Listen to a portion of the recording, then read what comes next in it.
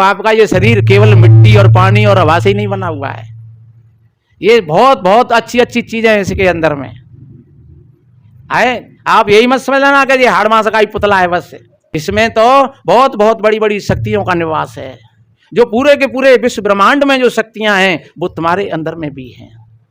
और जब तुम उन अपनी शक्तियों को जागृत करो तो फिर ये सारी की सारी शक्ति फिर तुम्हारी सहायता करेंगी।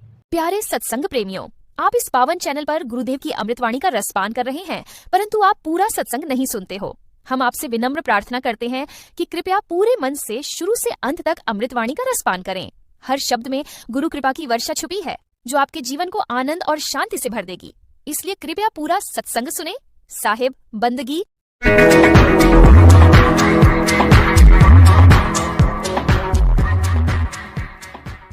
गुरु कृपा सो पाइए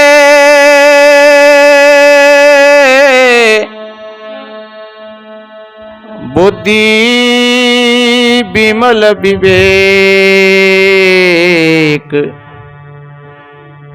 तीन ताप शीघ्र ही मिटे श्री गुरु चरणने कीटे तीन ताप शीघ्र ही मिटे श्री गुरु चरणने कीटे।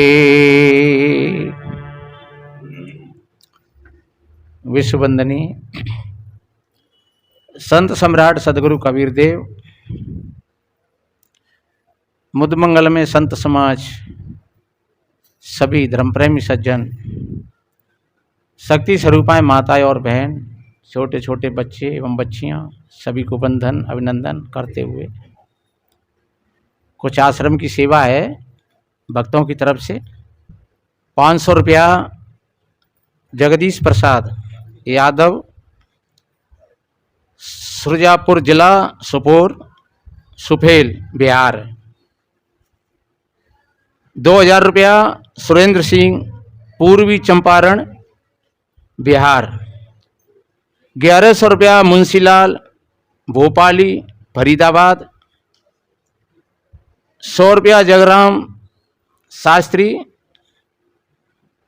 ग्राम कांच रोड बुलंदशहर यूपी। 700 रुपया हरिशंकर हरिद्वार। 200 रुपया कमल परवर काशीनगर झांसी। 500 रुपया तुषार कुमार ब्यावर राजस्थान। 1100 रुपया रमाशंकर बघेल बरोस सादाबाद हाथरस यूपी। 251 रुपया सुवर्ण सरपंच ग्राम सुरारी सरमथुरा धौलपुर राजस्थान। 500 रुपया अरविंद्र सिंह रविता सविता ग्राम तैनी भरतपुर राजस्थान।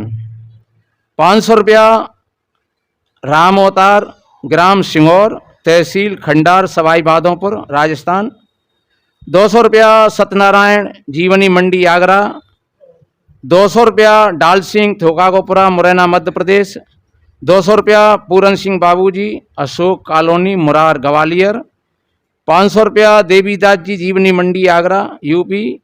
100 रुपया राम सिंह जी जीवनी मंडी आगरा यूपी। 1100 रुपया कैलाश चंद मुरार ग्वालियर मध्य प्रदेश। 500 रुपया राजकुमार जो लच्छी राम जी के सुपुत्र हैं महात्मा नंद की बगीची धौलपुर। और 500 रुपया सुरेश चंद देवरी रोड फूलपुर आगरा यूपी। 200 रुपया दीपक ग्राम टोटा को नंगला दोनारी सैंपू धौलपुर। सभी दानवीरों के लिए साधु संतों की तरफ से कोट कोट साधुवाद धन्यवाद। बोलिए श्री सदगुरुदेव की जय। आप सभी भाई बहनों ने बहुत बढ़िया संतों की वाणी को श्रवण किया। महात्माओं ने बढ़िया अच्छे अच्छे भजन सुनाए। अभी हमारे सतवीर जी बोल रहे थे, मत करियो होड़ अमीरन की। किसी व्यक्ति को किसी की होड़ नहीं करना चाहिए। जेते पांव पसारिए जितनी लंबी सौर। हमारी दरिद्रता का कारण और देखी देखा, फिर के जब इसने ऐसा किया है तो फिर हम भी ऐसा करेंगे। देखी देखा सादे जोग और चीजें काया भाड़े रोग। तो देखी देखा कभी किसी कार्य को नहीं करना चाहिए, अपनी व्यवस्था के हिसाब से अपना काम करना चाहिए। दरिद्रता के यही कारण होते हैं कि हमारी व्यवस्था तो कुछ है और हम कर कुछ बैठते हैं और फिर व्यवस्था भंग हो जाती है। फिर कई भाई लोग कहते हैं कि किसी ने कुछ कर दिया है, मेरा धंधा रुक गया है,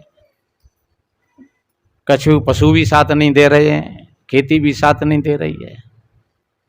अब जब परिस्थिति ऐसी आ गई, खेती में तुम लाग नहीं लगा पा रहे हो तो खेती पीट देगी, उसको समय पर खाद बीज नहीं मिल रहा है तो खेती आपको धोखा देगी, खेती नहीं देगी, तुम दे रहे हो। पशु की जिस तरीका से होना चाहिए उस तरीका से आप सेवा नहीं करोगे तो वो पशु भी धोखा दे जाएगा। आप डंडा दे दूध निकालते हो तो डंडा दे कितने दिन निकालोगे? इसलिए अपनी व्यवस्था को ठीक संभाल करके रखोगे और परिवार में अच्छे विचार होंगे।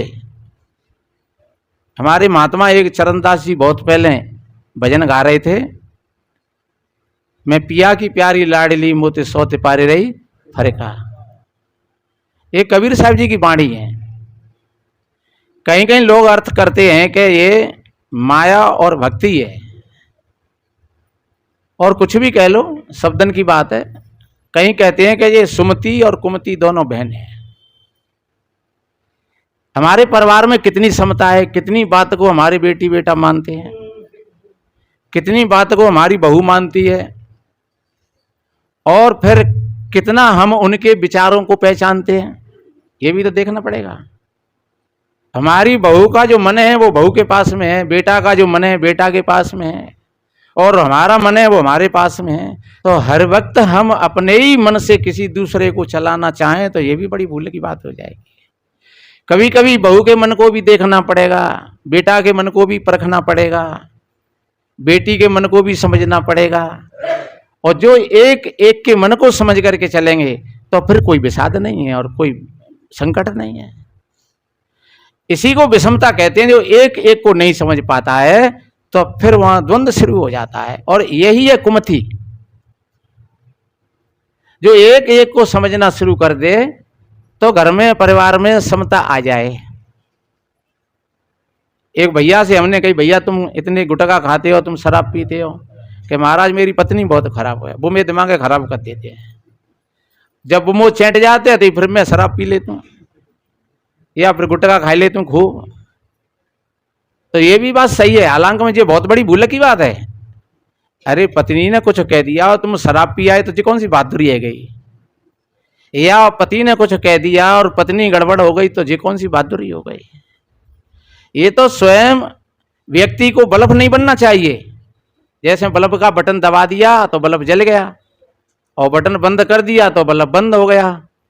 तो अगर किसी ने हमको चिढ़ा दिया तो हम चिढ़ गए, किसी ने हंसा दिया तो हम हंस गए, तो फिर हम कौन हुए? हम बल्ब ही तो भय। किसी ने अगर कोई चिढ़ाने का हमको प्रयास कर रहा है तो हम उसको ठीक तरीका से उसकी बात को समझ करके हम चिढ़े नहीं, और हम ऐसी स्थिति में और विवेक के साथ हम उसको ऐसा जवाब दें कि आगे के लिए वो भी सावधान हो जाए, फिर वो तुम्हें चिढ़ाएगा नहीं कभी। चिढ़ने का मतलब होता है हमारा दिमाग टेंशन में चला जाता है फिर, और हमारा विवेक सो जाता है। बाबा साहब का एक सूत्र है, राइट माइंडफुलनेस। कितना बढ़िया कहा। राइट, राइट माने ठीक, और माइंड ये मस्तक, फुल माने पूरा, और नेस माने जगा हुआ। आप अगर हर वक्त जगे हुए हैं तो आप हर व्यक्ति की गतिविधि को समझ लोगे कि ये व्यक्ति हमारे हित की सोच रहा है या ये हमारे अनित की सोच रहा है, और तुम समझ लोगे तो फिर तुम विवाद में नहीं पड़ोगे। विवाद में ज्ञान शून्य हो जाता है। थोड़ा सा क्रोध हुआ तो हमारा ज्ञान का दीपक बुझ गया और सोचने विचारने की हमारी क्षमता खत्म हो गई, और फिर 2 दिन हुए, 4 दिन हुए, ऐसी स्थिति में हम बाजार में गए तो काम भी नहीं मिला कोई। दुकान पर बैठे हैं तो वहां भी ग्राहकों से जूझ पड़े, घर में आए तो वहां भी टें टें। तो अब 2 दिन हुए, 4 दिन हुए, 10 दिन हुए, फिर हम किसी पंडित पुजारी के पास पहुंच गए। उसने कही भैया तुम्हारे तो देवता नाराज है रहे हैं, या तो पे तो कौ ने कछु कर दिया है। तो फिर और हमारे भीतर में वो सदमा बैठ गया।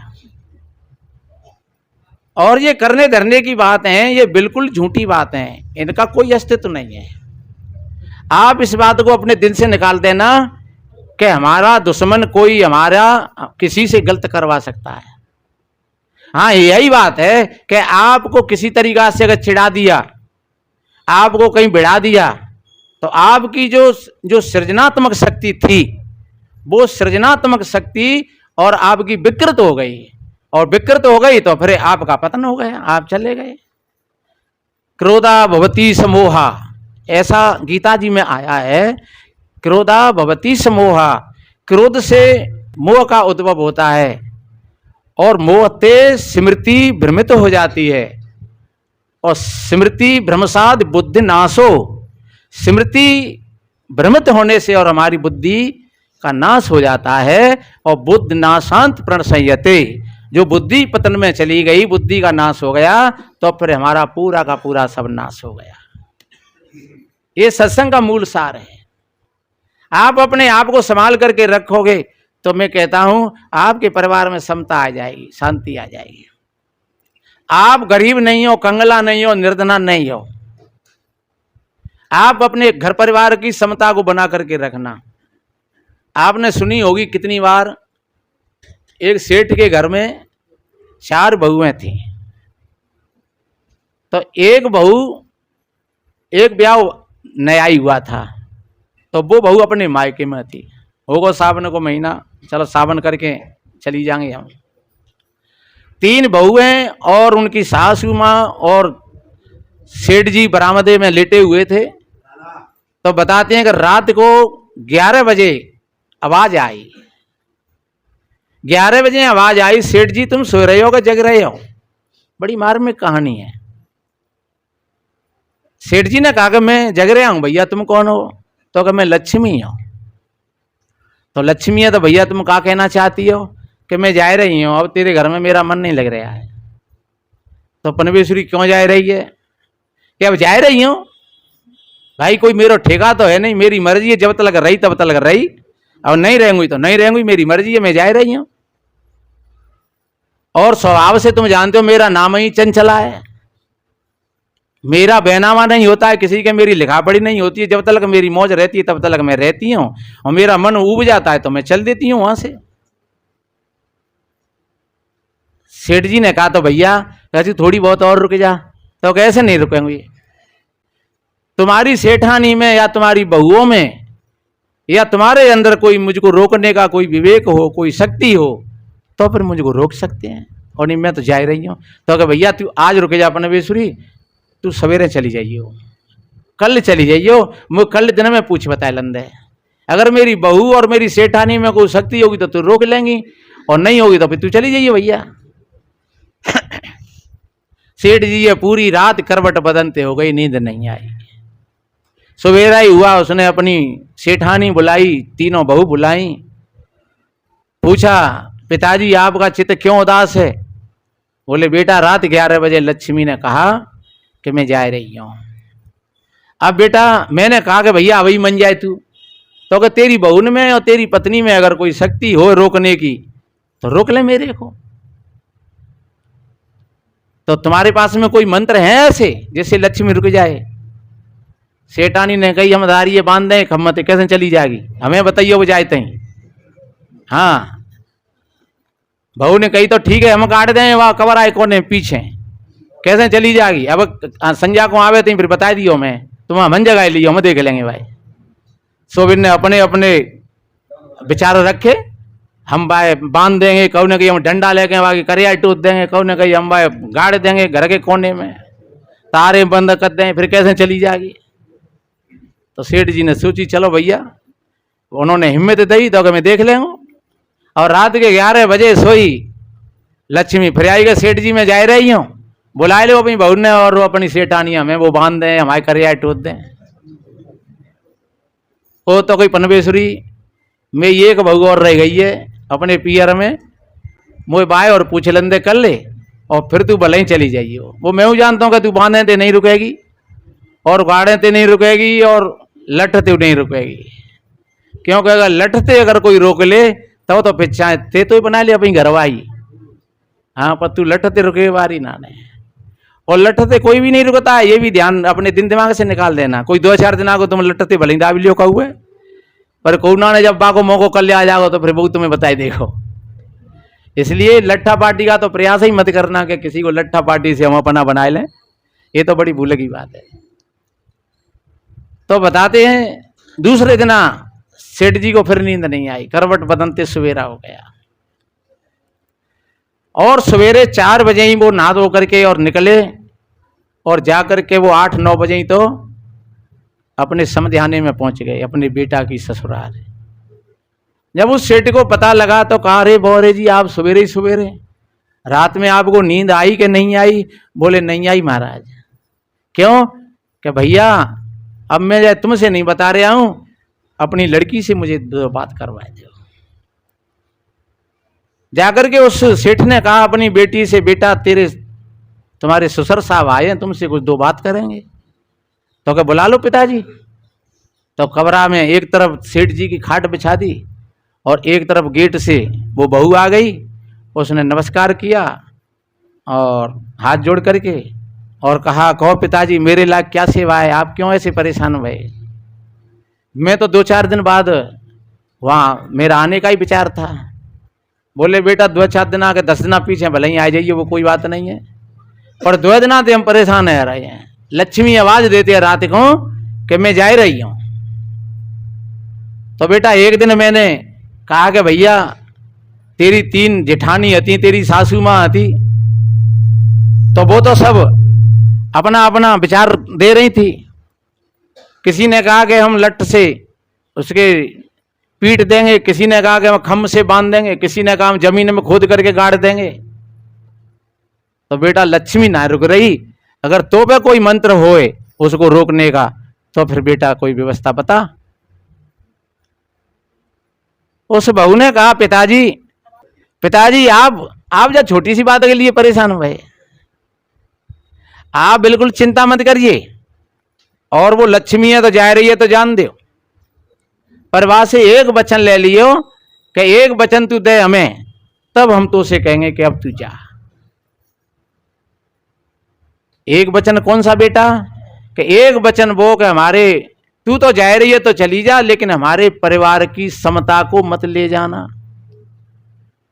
हमारे परिवार में समता बनी रहे, ये वचन ले लेना।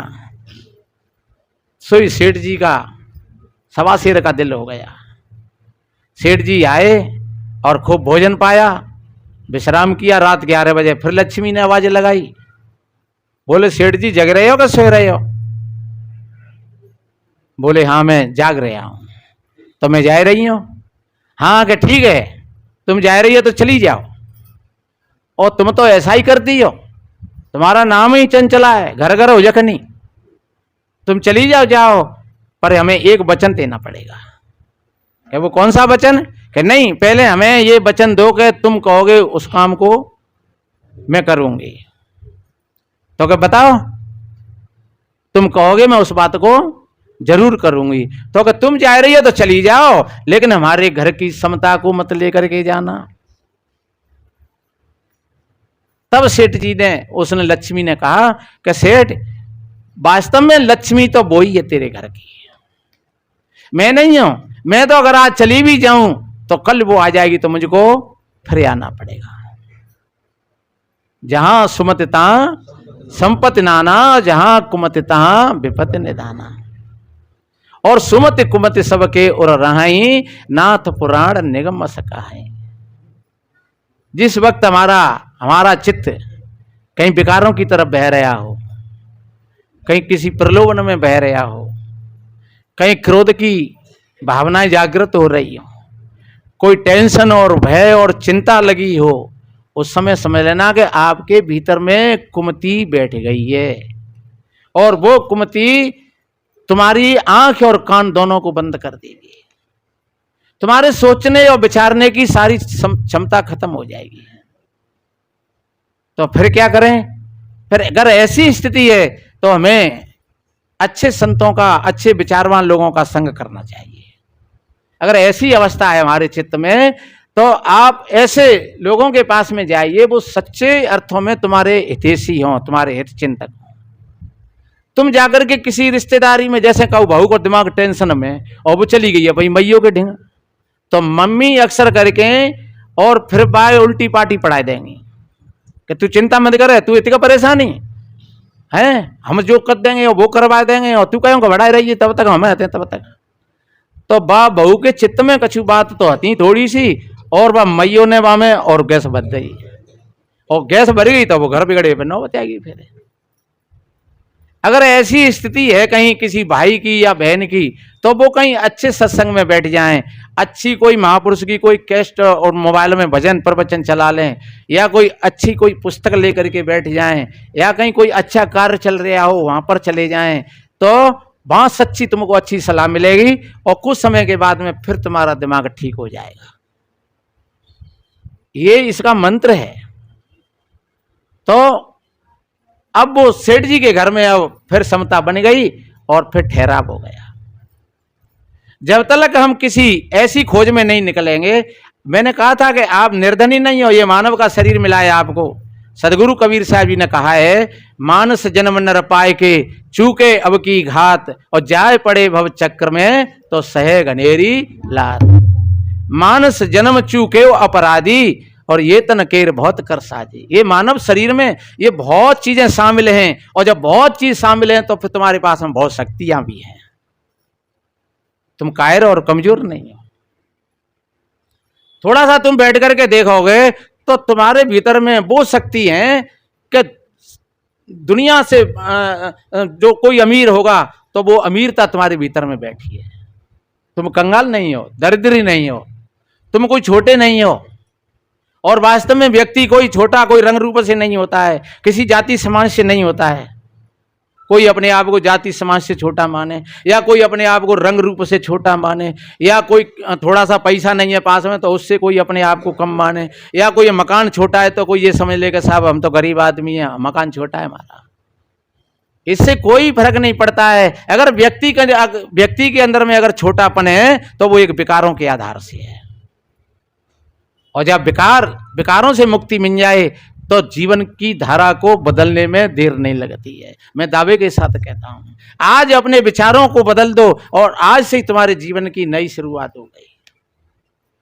एक व्यक्ति जुआ खेलता था, शराब पीता था, नाना तरह के नशा और व्यसनों में पड़ा रहता था। तो धीरे धीरे स्थिति जर्जर हो गई, और धीरे धीरे अब जब जुआ खेल लो है और शराब पी रहो है और मांस मछलियों खाए रहो है, तमाम तरह के नशा व्यसनों में, तमाम तरह की मारपीट में लगा हुआ है, कहूँ पे पिटे आओ, कहूँ पीटे आओ, तो ऐसे व्यक्ति को कहाँ सुख और शांति मिलेगी। तो धीरे धीरे धीरे धीरे उसके हाथों से सारी चीजें निकल गई। जमीन बिक गई, दुकानें बिक गई, ट्रैक्टर बिक गया, छोटी सी कुठैया रह गई, एक बड़ा मकान बिक गया। अब तो घर से घरवाली भी उससे बुरा बोलती है कि मत जा, तेने पूरो का पूरो सत्यानाश तो कर दो। और ध्यान रखो, जब ये बाद में पता लगता है और जब बात बिगड़ जाती है तो फिर एक दूसरे को कोसता है। द्रौपदी याति करने के लिए आई महाराज युधिष्ठिर की, और युधिष्ठिर अपनी चिंता में बैठे कि कितने लोग मर गए, कितना बड़ा संघर्ष हो गया। क्योंकि हत्या तो हत्याएं होती हैं, लड़ाई तो लड़ाई होती हैं, लड़ाई में किसी को फायदा नहीं हुई है आज तक, और लड़ाई करके किसी को खुशी नहीं मिली है, किसी को सुकून नहीं मिला है। कोई चाहे पीछे रोना ही पड़ता है, चाहे वो राम की कहानी हो, चाहे वो भगवान कृष्ण की कहानी हो, और चाहे वो पांडवों की कहानी हो, जो लड़े और लड़ भिड़ करके और फिर पीछे रोए, लड़ करके किसी को सुकून नहीं मिला, शांति नहीं मिली। तो द्रौपदी आरती करवे आई और महाराज युधिष्ठिर चिड़चिड़ापन में बैठे, उनके भीतर में कुमति का प्रादुर्भाव था। एकदम कहने लगे अब आरती करने के लिए आए गए, दो परिवार को नाश करवाए गए। अब द्रौपदी पे कहां सम्माई धरी, बाने थाली फेंक दी आरती की, अच्छा मैंने नाश करवाया है, तो तुम्हारे अंदर में अब सुनने की क्षमता है, तो अब मैं बताती हूँ कि नाश तुमने करवाओ कि मैंने करवाओ है। तब तो हाथ नहीं रुके और पांसे पर पांसे फेंकते गए, अपना राज्य लगा दिया, अपने सब भाई लगा दिए, मेरे को भी दाव पर लगा दिया। अब कहते हैं कि तुमने नाश करवाए दो, हमने नाश करवाए दो। इस तरीका से मेरे भाई बहनों जब बात बिगड़ती है तो फिर एक एक को कोसता है, आपस में भी बिगाड़ हो जाता है।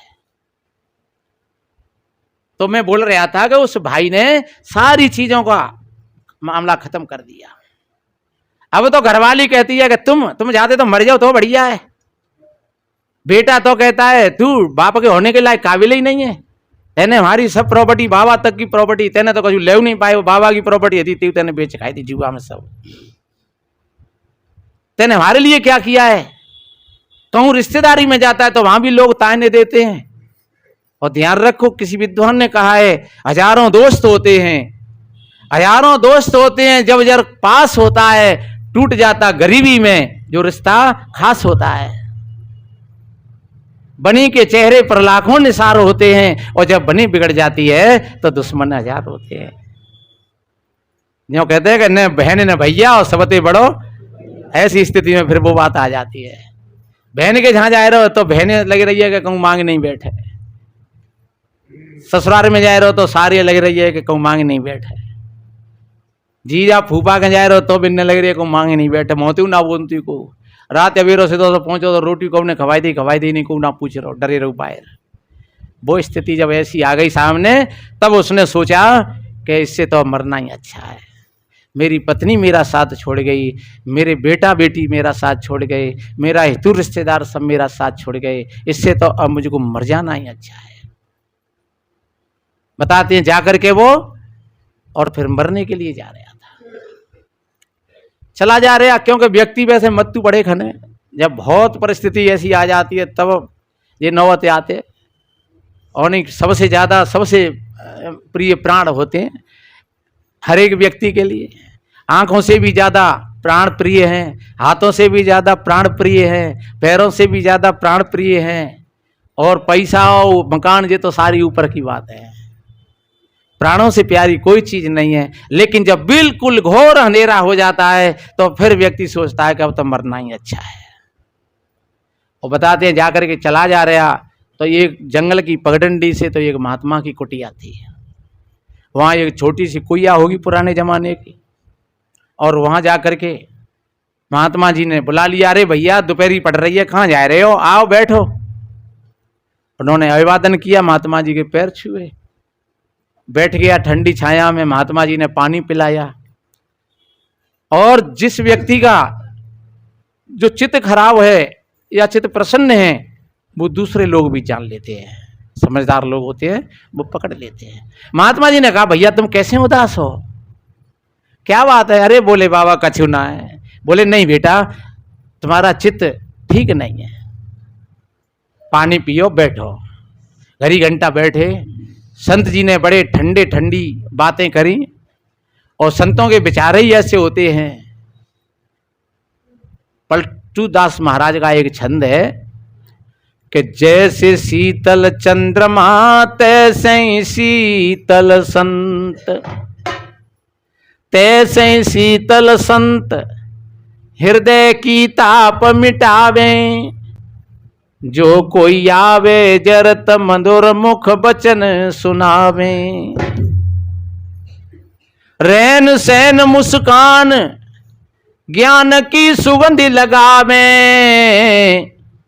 तीन ताप मिट जाए संत के दर्शन पावे। धीरजशील स्वभाव क्षमा नहीं जाति बखानी, और मीठे वचन सुनाए वज्र को करते पानी। पलटू ज्वाला उदर की रहे ना मिटे तुरंत, जैसे शीतल चंद्रमा तैसे ही शीतल संत। धीरजशील स्वभाव क्षमा नहीं जाति बखाने, ये संत के गुण होते हैं। संत कोई आडंबर का नाम नहीं है, किसी पाखंड का नाम नहीं है। आज पूरी दुनिया में बहुत बड़ी भीड़ है बड़े बड़े गुरु महाराजन की, और ऐसे ऐसे गुरु महाराज के जो अपनी वाणी में भी वो अनाप शनाप बकवास कर जाते हैं, और फिर मीडिया वाले और उसको लेकर के और फिर फिरते और घूमते हैं। लेकिन संत का स्वभाव जो दूसरे के दुख को देख करके पिघल जाए और फिर उसको एक अच्छा रास्ता बताए, वो संत का लक्षण होता है।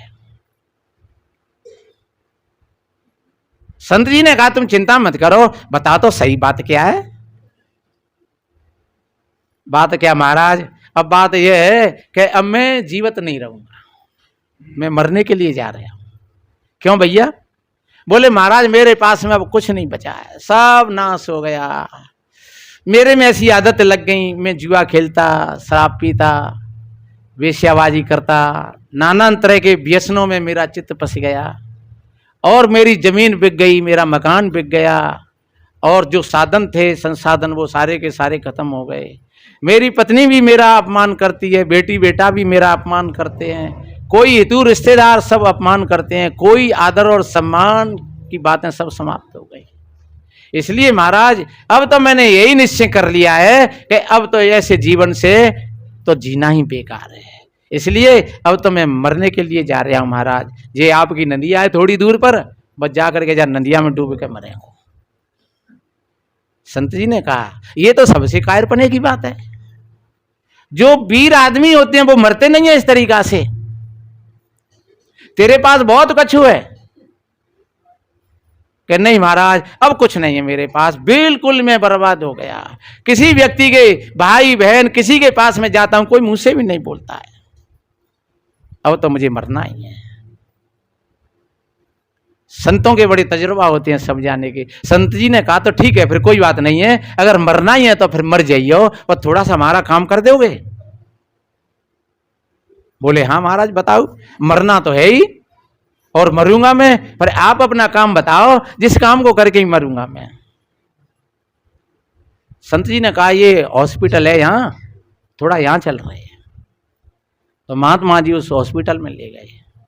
वहां से महात्मा जी ने एक दो डॉक्टरों को बुलाया और महात्मा जी ने ऐसे हिसाब से चर्चा करी उन डॉक्टरों से कि एक तो थोड़ी थोड़ी आवाज उसके कानों तक चली जाए, और दूसरा उसको यह भी लगे कि ये महात्मा मेरे से चुप के कुछ बात कर रहा है। महात्मा जी ने कहा ये हमारे पास में एक व्यक्ति है और ये मरने के लिए जा रहा है, क्या इसके अंदर की कोई चीज आपके काम में आ सकती है? तो हमें कुछ पैसा मिल जाएगा, और कुछ पैसा मिल जाए तो फिर थोड़ा हमारे काम में आ जाएगा। हाँ के महाराज हम 50,000 रुपया दोनों आंखों के दे देंगे। अच्छा और अरे और क्या है, किडनी है, गुर्दा है, हम 1-1 लाख किडनी के दे देंगे, गुर्दन के दे देंगे, और भी इसमें बहुत तमाम चीजें हैं। तो तुम जी हजारों लाखों का करोड़ों का हो गया। हाँ के इसमें तो बहुत सारी चीजें हैं। और ध्यान रखो आपका ये शरीर केवल मिट्टी और पानी और हवा से ही नहीं बना हुआ है, ये बहुत बहुत अच्छी अच्छी चीजें हैं इसके अंदर में। आए आप यही मत समझ लेना कि ये हाड़ मांस का ही पुतला है बस। एक भजन में गाते हैं नहीं, ऐसे हाड़ मांस के पुतला पर ऐसा क्यों फिदा हुआ है। पर ये ध्यान रखो ये केवल हाड़ मांस का ही पुतला नहीं है, इसमें तो बहुत बहुत बड़ी बड़ी शक्तियों का निवास है। जो पूरे के पूरे विश्व ब्रह्मांड में जो शक्तियां हैं वो तुम्हारे अंदर में भी हैं, और जब तुम उन अपनी शक्तियों को जागृत करो तो फिर ये सारी की सारी शक्ति फिर तुम्हारी सहायता करेंगी। ये तुम अकेले नहीं हो, ये सारी की सारी चीजें तुम थोड़े से जागृत हो गए और समझ गए तो फिर ये सारी की सारी चीजें तुम्हारी सहायता करेंगी। तो ध्यान रखो कोई भैया ऐसा नहीं समझ ले कि महाराज हम तो ऐसी टेबलेट दे दोगे खाता के पेटों को दर्द बंद दे जाए। नहीं ऐसा तो नहीं है। आप थोड़ा इन चीजों को यूज करेंगे बढ़िया और इनको समझोगे तो मैं कह रहा हूं इसमें कोई दोहराव नहीं है, क्योंकि ये मैंने अपने जीवन में इन बातों का प्रैक्टिकल किया है। केवल मैं किताबों की बात नहीं कह रहा हूं। आप निर्धना नहीं हो, कंगला नहीं हो। जब महात्मा की और डॉक्टर की इन बातों को सुन करके और वो भैया सोच रहे कि भैया ये महात्मा तो जाने काका करवावे को मेरो। महात्मा जी ने कहा ले आ जाओ भैया, अब तुम्हारी यहीं तुम्हें मन्नो तो हुई है तो कछु चीजें हमारे काम में आ जाएंगी, हमारे आश्रम में कछु पैसा आ जाएगा। बाने गई महाराज अब ना मर रहा मैं तो ये समझ रहा हूँ कि अब मेरे पास कछु ना बचो। तो संत जी ने कहा कि नहीं, तेरे पास अब भी बहुत कुछ है। तेने अपनी पैतृक संपत्ति को जरूर खो दिया है, लेकिन तेरे पास में अपनी परमात्मा की शक्ति तेरे पास में है, मौजूद है। सारी की सारी चीजें मौजूद हैं तेरे पास में।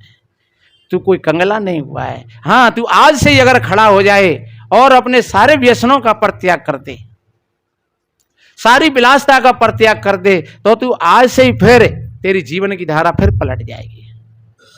और मैं तो निवेदन करता हूं, आज इस पावन प्रांगण में जो भाई बहन बैठे हुए हैं, वो जरूर ऐसे विकार अगर किसी भाई बहन के अंदर में हो तो वो जरूर ऐसे विकारों का परित्याग करके जाएं और अच्छे विचारों को जन्म दें। और अच्छे विचारों को जो जन्म देंगे, आपकी जीवन शैली बहुत सुंदर बन जाएगी। आज से ही कल तुमको पता लग जाएगा कि हाँ, महात्मा जी ने ठीक कहा था, ये नगद सौदा है। इसलिए इस पावन प्रांगण में आप भाई बहन जरूर, और जब इन बातों को तुम एहसास करोगे तो आपके जीवन में बदलाव आएगा और कल से ही आपका जीवन बदलने लगेगा। क्योंकि जो भाई लोग देखिए यहाँ सेवा भी करते हैं और सेवा काफी दिनों से सेवा कर रहे हैं। जो लोग कभी 10-10 रुपया देते थे, आज वो 10-10 हजार रुपया देते हैं। तो शायद अगर कोई ऐसी नकली बात होती तो वो काय को देते। और वो कहते हैं महाराज हमारा जीवन बदलेगा। हम कहते हैं भैया इतने पैसा काय को दे रहे तुम? बोले नहीं महाराज ये कुछ नहीं है, ये हमारे तो जीवन ही बदल गया। जो मैंने जो पैसा बोले हैं, कहाँ के लोग जिन्होंने मेरे को नहीं देखा, मैंने इनको नहीं देखा, उनको क्या पता है कैसा आश्रम है, उनको क्या पता है कैसा भंडारा होता है, उनको क्या पता है कैसे लोग बैठते हैं वहाँ, उनको क्या पता है कि महात्मा ग्रस्त है कि विरक्त है कि ज्वारी है कि शराबी है। वे केवल ये संत वाणी को सुन करके और शायद उनके जीवन में बदलाव हुआ तो फिर वो ये प्रसन्न होकर के और ये भेजते हैं। और जे कोई ऐसे नहीं है कि कोई महान बड़े बड़े हों, जो कोई 500 दे रहा है 200 दे रहा है, तो वो यही समझते हैं कि महाराज हमारे जीवन में कुछ हमारे हालात ठीक हुए हैं तो चलो थोड़े में से थोड़ा। कबीर जी कहते हैं आधे में से आधी और टूकों में से टूक, और कहें कबीरता दास को कबू ने आवे चूक। जो सज्जन और समझदार लोग होते हैं वो थोड़े में से थोड़ा फिर पुरुषार्थ के लिए देते हैं, परमार्थ के लिए देते हैं। तो इसलिए मेरे बहन भाइयों, मैंने निवेदन किया हमारे जीवन का और कोई जिम्मेदार नहीं है। अपने घर में, अपने परिवार में और अपने आप में ऐसी सुमति बनाओ, पति पत्नी में प्रेम हो, बाप बेटा में प्रेम हो, भाई भाई में प्रेम हो, और मित्र और परिवार और पड़ोसियों में प्रेम हो। देखिए संघ की बात तथागत बुद्ध ने भी कहा है, संघ की बात संगम शरणम गच्छामि। और वेद में भी आता है संगच्छदम संपदधम संभो बनास जानता देवा भागम यथा पूर्वे सज्जनाना उपासते। दोनों वेद भी इस बात को कह रहा है कि हम सभी एक ही साथ मिलकर के बैठे, सभी हम एक ही साथ समानो मंत्रा समति समानी समानो मैं चित्त में शाम, हमारा चित्त समान हो, हम सभी समान भाव से हम सभी साथ साथ बैठ जाएं। हम सभी का जहाँ तक आएगा हम सभी का भोजन एक साथ बने और हम सभी बैठ करके बड़े प्यार से खाएं। हमारे महात्माओं ने, महान पुरुषों ने कितनी बढ़िया प्यार और समता की बातें कही हैं, लेकिन हम जाने उनको कहाँ ताक में रख देते हैं और हम अंधविश्वास की पोटरी हमने मूड कर बांध करके सिर पर रख ली है। जहाँ देखो कहीं देवी देवतन के दर्शनों के लिए लोगों की कतारें लग जाती हैं, भीड़ लग जाती हैं, भगदड़ें मच जाती हैं, लोग अपनी जान की बाजी लगा बैठते हैं। और जहां देखो तो घर में प्यार और समता नहीं है। अभी कोई बहन बेटी कह रही महाराज हमारे बहू बेटा भांगो जा रहे मथुरा वृंदावन को, हमने तो ना ही करी, सो नहीं माने। अब आप विचार करिए, माता पिता वो ये करण साध्वी बोल रही नहीं भजन है कि पिता की कहीं नहीं मानी और घर में भूखी बैठी अम्मा और बहू बेटा जाएगा क्यों दे रहे परिक्रमा है। अम्मा तो बेचारी भूखी बैठी है घर में और माँ बाप की बात ना मान रहे और परिक्रमा दे रहे हैं। तो ऐसे लोगों का कैसे क्या सुधार होगा, क्या उद्धार होगा, जो माता पिता को नहीं समझ पाते हैं, अपनी भाई बंदियों को नहीं समझ पाते हैं, और पति पत्नी को नहीं समझ पाता है, और मित्र मित्र को नहीं समझ पाता है, जो जानबूझ करके अपने संग में विघटन डाल देते हैं। तो सज्जनों, ऐसे लोगों को कभी ज़्यादा तरीक़ा से सुख और शांति नहीं मिलेगी। इसलिए हमने निवेदन किया, आप सभी भाई बहनों ने बड़े ध्यान और बड़ी शांति प्रियता का परिचय देते हुए हमारी टूटी फूटी बातों को श्रवण किया, और आशा ही नहीं पूर्ण विश्वास है आपका जीवन अच्छा बनेगा, सुंदर बनेगा। बस ज़्यादा ना कहते हुए उन 2 कहानियों को अपने याद में रख करके ले जाना। एक तो वो सेठ की बहू ने लक्ष्मी को रोक दिया, और एक संत की सहायता से और एक भाई के जीवन में कितना बड़ा बदलाव आया कि वो फिर अपनी बिछड़ी हुई चीज़ों को और फिर से उसने प्राप्त कर लिया। तो संतों का यही भाव होता है, सर्वे भवन्तु सुखिनः सर्वे सन्तु निरामया सर्वे भद्राणि पश्यन्तु मा कश्चित् दुख भाग भवेत्। सभी के जीवन में आनंद हो, सभी निरोग हों, सभी स्वस्थ हों। इन्हीं शुभ मंगल कामनाओं के साथ बोलिए सद्गुरु कबीर साहेब साहेब।